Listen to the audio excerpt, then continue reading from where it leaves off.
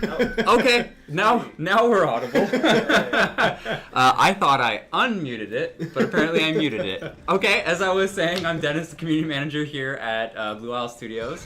And I'm joined, do you want to introduce yourselves again, Sawyer and James? Hi, I'm Sawyer. I'm one of the game designers here at Blue Owl Studios. I'm James. I'm an artist here at Blue Owl. I'm probably off camera right now, but I'll be the one playing. Yeah, James is probably not visible right now, but he's on the controls. Today we're going to take a little quick look at the patch that will be coming down the pipe very soon. I think shortly after we're done here, probably will be out for you guys. You can see it already. There is our new creature, who I think is probably the coolest creature in the game now, the Abomination. Yeah. So maybe James can tell us a little bit about the design of the Abomination and kind of what we were going for here. Sure. Okay, so the Abomination is a super grotesque, very large, very tough enemy. You can see he's like covered in mouths. Mm-hmm. So there's like a mouth on his stomach and like a mouth that's always eating on his shoulder and stuff. Yeah. Really cool. He has 3 arms as well, so he has this little attack with this tiny axe, and he has like a big slash and a stomp and things like that. Yeah. He's operates similarly to the Forest Guardian and the Troll, so other large bipedal creatures like that. Yeah. You can't mount him, but you can tame him and tell him to follow you, and he's really good at guarding you and protecting you, and he does a lot of damage and can take a lot of damage. Yeah. I don't think the screenshots I put out really communicated how big he is, too. He's a tall dude. Audio Senpai is in the chat here, I can see, and I know he's been going crazy about the Abomination. He's been asking for weeks to see this thing, because I don't know if you remember, a long time ago in one of our streams, we showed concept art off for one of these guys here, and he went nuts for it. So he's loving the final product too. Good, glad we can make you happy. So I'll also get you to jump in talking about the Abomination here, Sawyer, because with the Abomination comes 2 new reagents, right? Yeah, so just included a few different kind of dark reagents that James pulled up here. So the Sickly Heart. That's what comes out of him, and it's a unique reagent only found on this NPC, and as well as the dark plasma, which is kind of his blood. So the Sickly Heart pumps that dark plasma through him, and those are kind of the unique dark reagents that come out of him that will be used in the future for more dark spells, more siege spell recipes. It's currently implemented in our siege spell recipes, so kind of just some alternate paths rather than just needing to hunt unicorns. There's some other high level, really contextually appropriate NPCs that you can get these reagents from, and I definitely am really looking forward to being able to expand on what items can be used with those reagents and how they can be inspired by that reagent, like just like maybe some new staves or something, or new wands, or new swords, something like that, just really grotesque and evil looking. Yeah, I think it's good that we're getting some more rare reagents in the game too. It gives a little more diversity of what the recipes can be for some of those things. Some more color on the palette's always good. So I think the dark plasma is already implemented in the demonic spirit elixir. Yes. Is that going to be part of that now? Yes, it is. So that'll be a part of the demonic spirit elixir, which I toned down because of that. I did tone down a bit of the unicorn blood cost just to kind of balance that out, because I didn't want it to be incredibly punishing to have to find these things. I think needing to find an Abomination and a unicorn is pretty sufficient, but definitely a little bit more flavorful too. And I think currently the heart's not used for anything, right? It'll be in upcoming recipes, So you can find it now and kind of build a reserve of those for once we do implement those in future recipes. And it might be a good idea because it's going to be a rare reagent. It'll probably be used for something useful. It'll be used in a few interesting and some cool gameplay areas that I think will make players real happy about it. Yeah. If you guys have any questions about this new content or anything in general, please feel free to ask. I'll take a look in the chat in a second and pull some of those out from there. And just quickly, we can talk about, we can see James has it right there, the new sword. It's, oh boy, I always Blade of Simeon's Soul. Yeah. Such a long name. It's a long sword. Yeah, it just works. Yeah. So this will be going obviously into our melee weapon tree, right? Mm-hmm. And where did that fit in there? This one will be unlocked at level 50, so James just pulls it up there. So it's just underneath the Hellhammer. So it'll be a part of that skill tree. It'll slip in, so don't worry if you already have gotten up to the Hellhammer. It will fit nicely. So it's a pretty high level, high damage, some good, interesting magic properties, and yeah, just a nice addition to melee, I think. Just a quick question. The new sword fits there in the middle, just under the Hellhammer.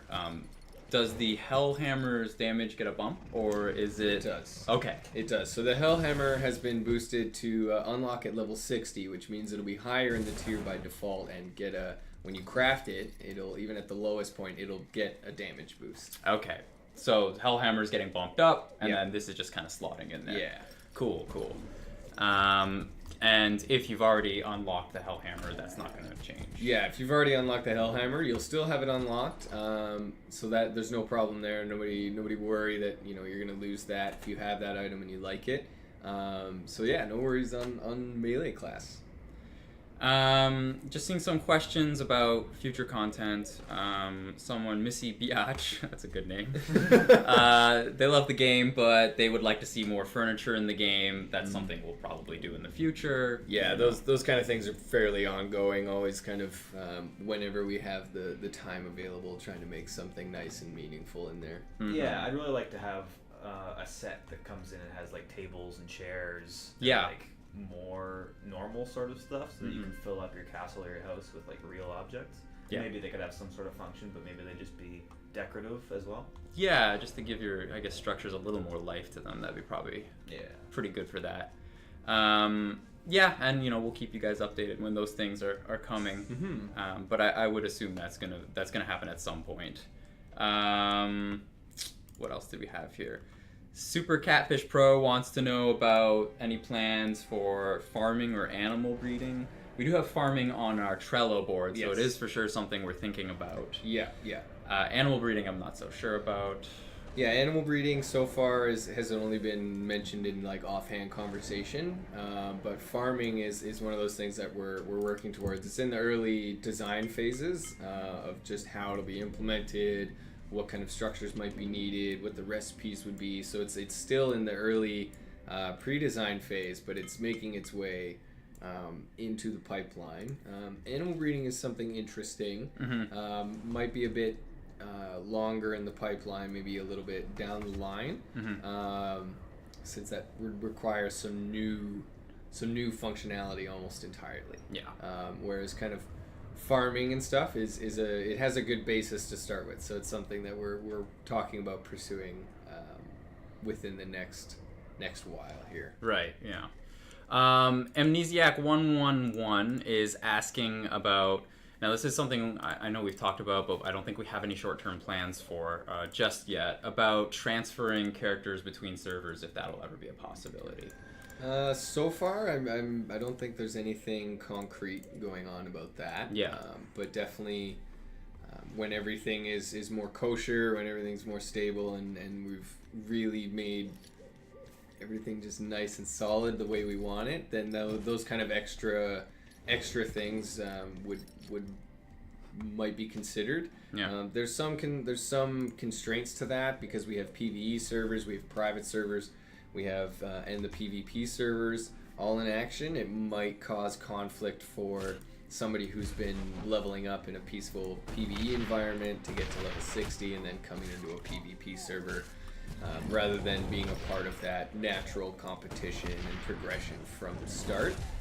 I know that's something I've seen discussed on the forums before, so it's something that kind of requires a little bit of conversation and potentially some constraints, like transferring from PvP to only another PvP server. So that's something that would require a little bit of conversation and development time. Yeah, I think that's going to need a lot of balance considerations to, make sure that people don't exploit that to ruin other people's experiences. So because of that, in the short term, there's nothing nothing on the plate for that right away. And I think the honest truth about something like that is we have bigger fish to fry at the moment. Yeah, right? Like, yeah. There are other things that are going to require priority from programmers right now. So maybe that's something that we do in the future. But right now, our programmers are very much occupied by things. Very much so. Yeah, very busy guys. So let's see what else we got here. Actually, I'm just gonna address a few quick things. The marble build contest, which is ongoing right now, we're gonna extend the deadline just a little longer to Monday of next week. Initially, it was gonna be this Friday, but we figured might as well give people the weekend to do a little more building.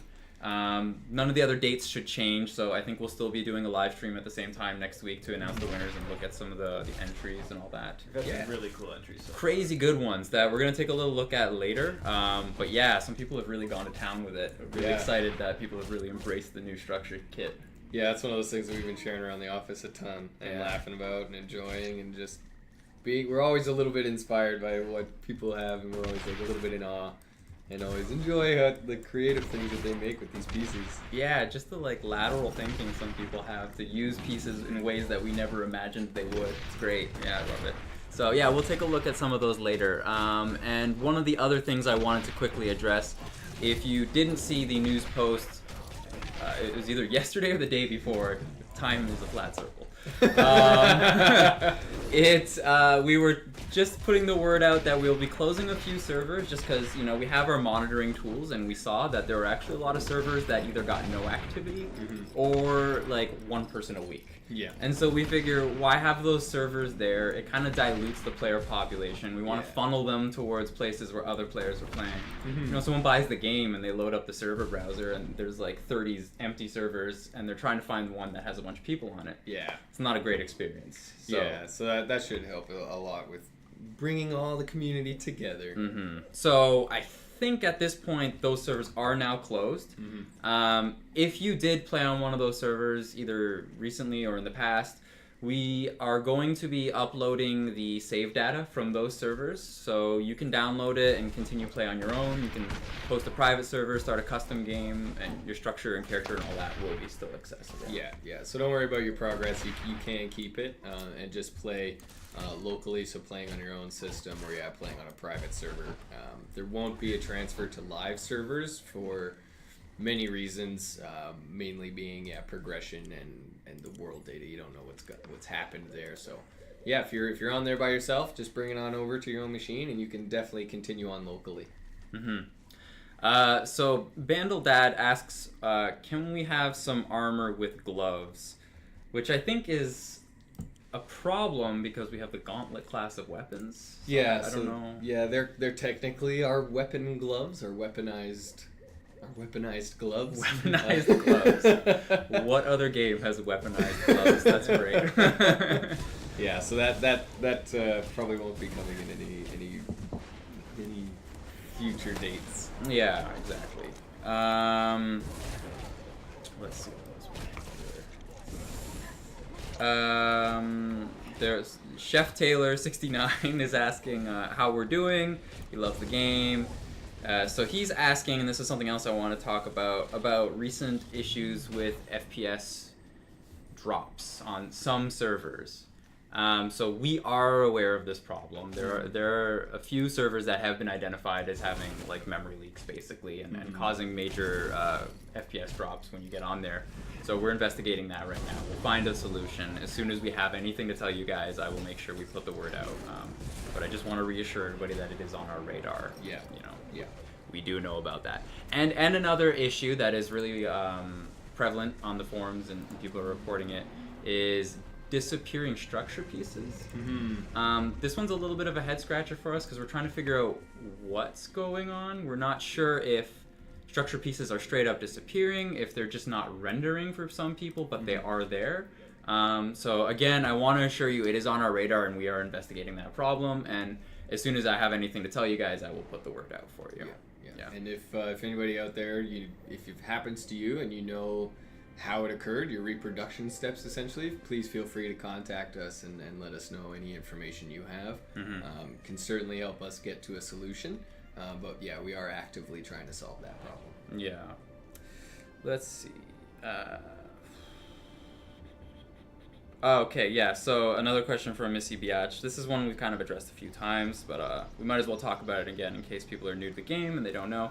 Is there any possibility for modding the game in the future? It's one of the things I think we'd like to do for the game at some point. Yeah, I think mod support would be really cool to have, and we definitely would like it as well. Our studio owner, studio head, Alex Tintor, actually got his start in the mod community. StarCraft, I believe? Yeah, he started with modding StarCraft. So it's definitely something that is a priority for us. We're always inspired by it. So when development's probably closer towards complete, it'll be then we'll introduce most likely some mod support, but it's not in the immediate short term by any means. Yeah, but like you said, we have a history with mods in the company. We're all fans of various mods for different games, so we love the mod culture and we do want to embrace it at some point. Yeah, but again, it's another heavily requires programmer support, of which is very constrained at the moment. Yeah.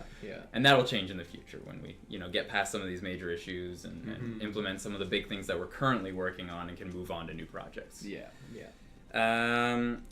So where was that question? Just a second. I lost it. Oh, yes. So Gamers Overnight, I just want to address your question really quickly. You're asking about a fatal error. I'm not sure specifically which fatal error you're referring to, but if you are experiencing a crash, I would recommend you jump onto our Steam forums. We have a pinned thread there where there are complete instructions for how you can send us your crash logs. So if you are getting a crash, check that out. Send us an email to our support email. Please include as much detail as you can about what you were doing at the time of the crash, because that's really important for us to figure out what the reproduction steps are, identify the problem, and fix that problem. And if you send those crash dumps also, that will massively help us figure out what went wrong. Yeah. And that, that goes for everybody. If you've experienced crashes, check that thread out. Interesting. Are there any plans for a taunt for the melee weapons and/or creatures so we can specialize for tanking for PvE?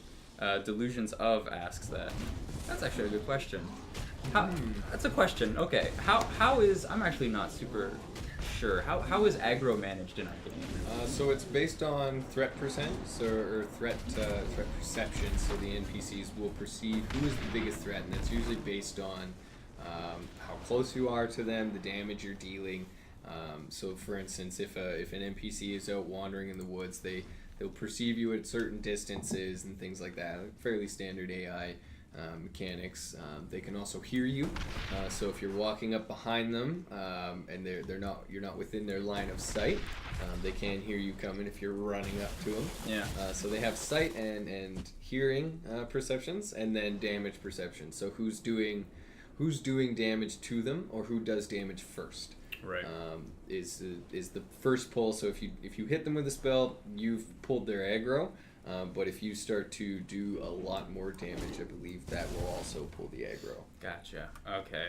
And any chance we'd have a spell for managing that in any way? I think we did at one point, and kind of. I think so, because as people may recall, the AI was a bit jank in areas, and now that we have a wonderful new programmer kind of helping out on that side of straightening them out. It's definitely something that could be looked at again in the future for, just an aggro spell like a shout spell that will pull them. Right. So Gamers Overnight is also asking about heal spells, and if we'll see more support type spells in the future. That is also something that's been brought up a few times in-house, that we want more support class, because we currently only have the one or two. We have two healing spells. One's the Beam of Light, and one is just the Heal Beam. And they're kind of the basic premise. But for sure, expanding on the kind of support versus tank versus just a DPS kind of character is something that we're looking to trying to establish a little bit more moving forward. So definitely on the docket. More spells are always on the docket, and it's something that we're kind of working through, like what they might look like, because we had some fun making these first ones, and we want to make sure the next ones that we bring in are meaningful and really help establish that kind of class, or like not necessarily class gameplay, but gameplay style. Yeah, for sure. And one other question that I saw in there, a few people were talking about this. Nightshade brought it up initially. Some confusion about how charged attacks work and what they do. So what's going on when you charge a spell? So when you charge a spell, you're essentially increasing for like the AoE James has equipped in his right slot right now. It's the Firestorm. So as you hold an AoE spell, it'll grow in size. So you can see that area of effect growing there. But it will also increase the damage that it does. So in the case of an AoE, it does the damage per tick in that area. For a fireball, it increases its explosion size, its damage size, and for relevant spells, the knockback size. So for just like a basic smash that he has on his left side, if he were to hold that down, he's going to increase the amount of knockback that it does as well as the damage. So there's a few different things. It essentially increases the power of the spell. Right. I actually didn't know that about the knockback. That Shadow Blast, the one I have now, this like purple wavy spell. If you hold it down long, you can actually send guys flying pretty far. That was a bad one, but like you can like, shoot them off cliffs and stuff. That's awesome. It's pretty fun. Yeah, I didn't know that actually affected the knockback. That's pretty sweet. Okay, this is I'm seeing multiple people ask this question. When you use some of our flight potions, the smoke can get in your face, and people just want some acknowledgement of that. I guess. Yeah. So that's probably something we've experienced, but maybe just not to the same extent. So if you have any like screen caps of like, say if you're using dark flight, if that smoke is blocking your screen, we'll take a look at that. We'll kind of take a gander and see how egregious it is, because maybe we just have to tone it down towards the screen size. Yeah. If there's an issue there, you know, we'll do something about it. Programmer support pending, you know, depending on who we need to do it, if they're available and they have the time allotted to them to do that. Yeah, and if you're ever experiencing anything like that, like visuals are getting in your way or certain things just blocking gameplay, you can always send us a screen cap and let us know what the problem is, and we'll definitely make sure it's on the list of to-dos. Yeah, I think there is a bug on that specific issue. I think we have a bug on it. Yeah, so it's in the pipeline. Have been, more require more priority. Yeah, but that we definitely know about that one, and I will probably take care of it at some point. Yeah, things like that. You know, everything we see, we put into our list of things that we need to do. We assign them a priority based on how essential it is that we fix those things. So, I mean, that is an annoying thing, but I'm sure as a lot of you are aware, we have some other things that are probably more important that we fix up first. So we put our resources towards what we need to first, and then we address some of those like aesthetic things later on. But yeah, I mean, always report those things. If you have feedback, we're listening, and we'll fix those things as we go forward in early access. Yeah, for sure. Yes, Geister, that's what I'm saying. I'm saying spam Dennis with screenshots of Black Smoke. That's exactly that's the takeaway. Let's see. Not a lot of questions coming in right now. What are you doing over there, James? Mostly raiding camps. Okay. It was nighttime, so I figured I'd go up to the tundra, because I generally find it to be a bit easier to see, and it's a lot brighter. Yeah. It's covered in snow, obviously. So I was making my way up there. I ran out of mana like 3 times because I just did not have enough potions. But I also realized that by using a sword and just meleeing, I didn't need mana, and I still do a whole bunch of damage. Hey, you want a pro tip I figured out earlier today, actually? Sure. A way to fly extensively and to conserve your mana is to like just start flying the direction you want to go and just pop off the broom. You maintain your momentum and then just keep like, yeah, man. That's a pro tip right there. Just cheesing it. I think there's like a big, isn't there like a start cost? There is an initial cost for this exact exploitation Never come reason. to me for pro tips. Each broom has an initial cost that really in the long run costs more than than it's worth just to fly Dennis normally. with But So- a cold take. I will not be writing the official However, Citadel strategy guide.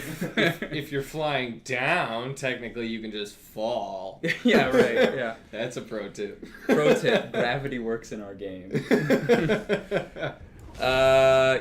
Yes, we know that there are some memory leaks on some of the servers. If you didn't catch me talking about it earlier, we're investigating that. And as soon as we can figure out what's going on there and get a fix in for that, we will do so and let you guys know when that's the case. What's in the works for the issue where people can kite melee mobs from far away with no chance of dying? I mean, it depends on the mob, I think. A lot of them have ranged attacks that they can default to if they can't reach you, right? Yeah. And some of them don't, and that's by design, I'm pretty sure. Yeah, some of that's just like the creature itself that's going to be possible. That's a bit trickier to solve. Currently we have some systems going in, so the AI...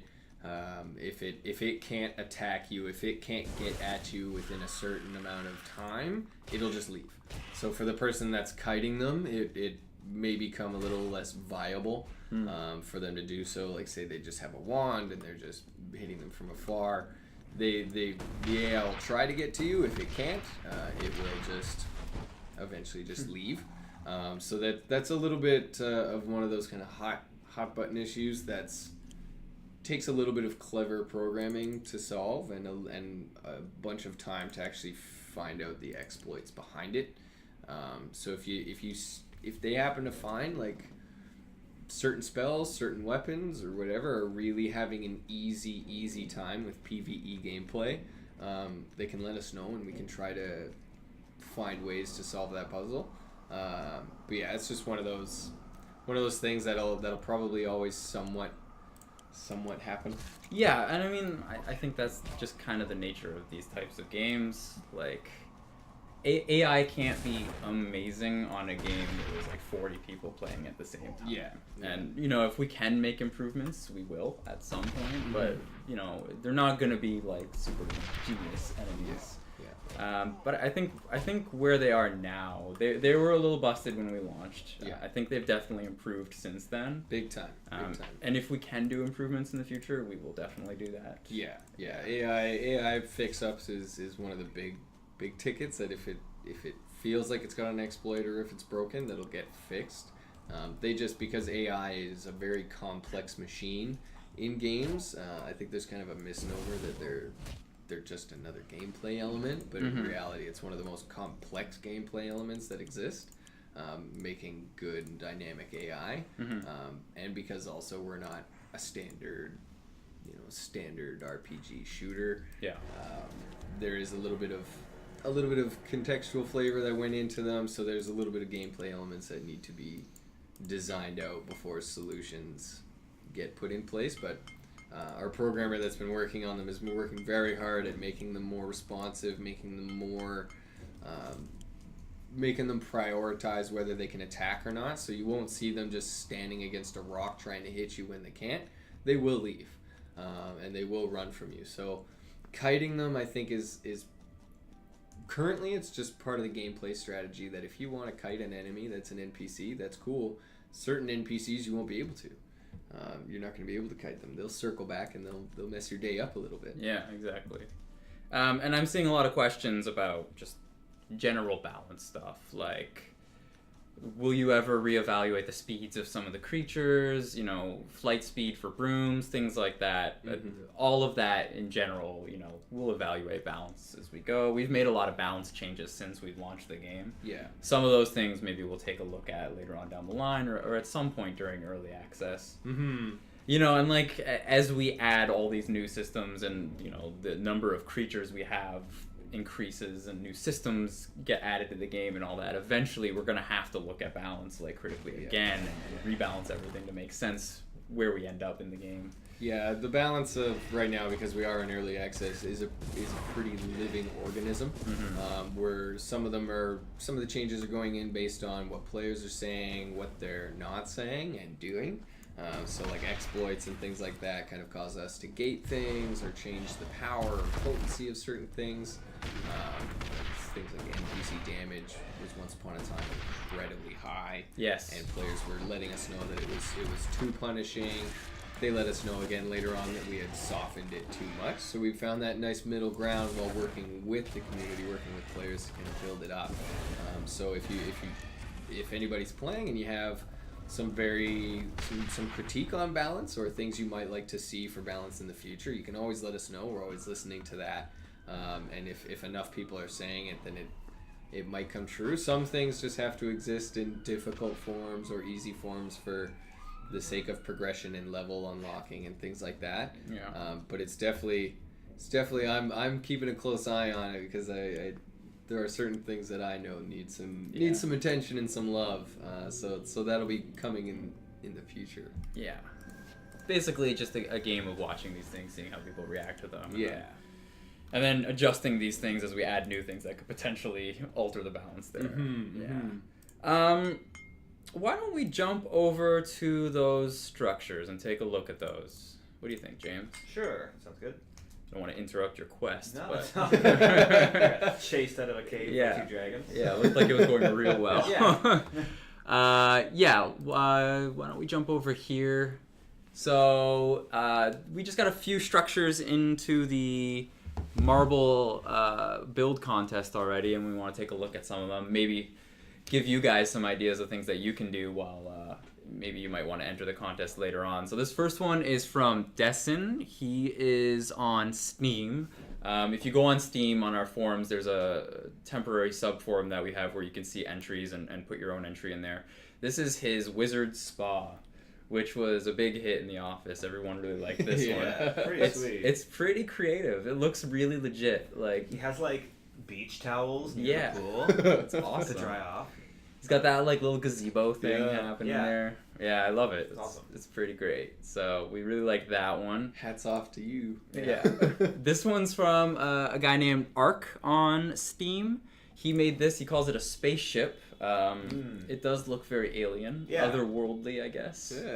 Yeah. Pretty cool. I have not seen a structure like this before. No, I don't think anybody's sent us something like this geometric, this sci-fi-esque inspiration to it, which I think is sick. Yeah, I didn't think it would work with our support system. Yeah. He found a way to make it work. It's really impressive. Yeah, really cool. Yeah. I don't know how he did it. I want to see the inside of it, and it's probably just a jumbled mess. There are some pictures of the inside. If you go onto good? the Steam forum, you can find this there. He has a few other pictures up there that you can take a look at, and it's pretty cool. Cool.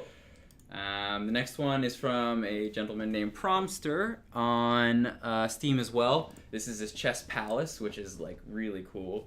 Really cool way of mixing the ornate with the marble. It's something I never would have thought of. It's a chessboard. Yeah, he has a wood transmuter for a rook and stuff. Yeah, torch for the king or queen. I'm not sure which one that is, but I wish I could see it in action, but yeah. I mean, you could just delete them and replace them. You could, yeah, that's true. You could totally play chess if you both had Master Builder or something. Not the most efficient way of playing chess, but it'd be possible. Next is from someone named Bloodstorms, also on Steam. This is just their White Castle. I thought it was pretty cool. I like the balcony, I guess you'd call that. What's the term for that? Yeah, we'll go with balcony. Let's just call it balcony Sure, because I'm not fancy enough to know what you call something like that. Also pretty cool. He used the ornate there to offset some of that marble. It looks really cool. Yeah, that's really cool. Next is Chiobe, I think that's how you'd pronounce that. Also on Steam. This is his wolf mansion. I guess named after the 20 wolves that he had there on his landing. But also really cool. Yeah, some of these look so legit. Yeah. People spent some time on it. I love it. I just like the size of this one. He kind of just occupied a big chunk of the map and made a tower. This is Sean Kaldoff from Facebook. This is Imperial Mages College. So he was going for a campus kind of thing. Nice. Yeah. I thought was pretty cool. And then this last one here is from Vlad Bolotov on Twitter. This is just his Arctic castle, which I don't know. I really like this. I think the marble looks really cool in the like Arctic-y biome part there. Yeah, it's like built right over the ice. That's yeah, really cool. it seems appropriate for like a tundra base to have like just an all-white marble structure out there. Yeah. It's cool. It's really cool because when we were making all the various locations for the game, like these ice fields and stuff, we were always like, oh, it'll be so cool when someone builds a castle out there. Yeah. And now there's like these really cool white marble castles out there. Yeah. Cool. It looks really appropriate for that spot. Yeah. It's good. And I really like how people are actually interweaving the different build styles. It looks really good. Yeah. I think a lot of people have figured out that the ornate actually works really well with the marble. Yeah. And they've done some really cool things with that. I think it's cool to like accent the white walls with like the metallic kind of fringe and all that. Yeah. That's cool. Yeah.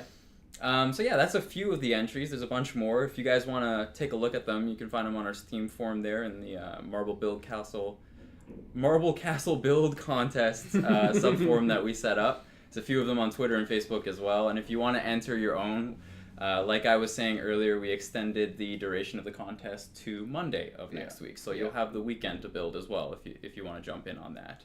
And then I believe we said next Tuesday we'll be doing another live stream just to say who won the contest, show off some more of these structures, and give some congratulations to some people. So that's going to be it for us today. It's a little bit of a shorter stream today. We'll be back again next week for that stream I was just talking about. Maybe we'll show off a little of the new content for that week too, if we're able to. But yeah, thanks for coming out, sharing your questions, and I guess we'll see you guys next week. Yeah, have a good weekend, everybody. Bye, folks.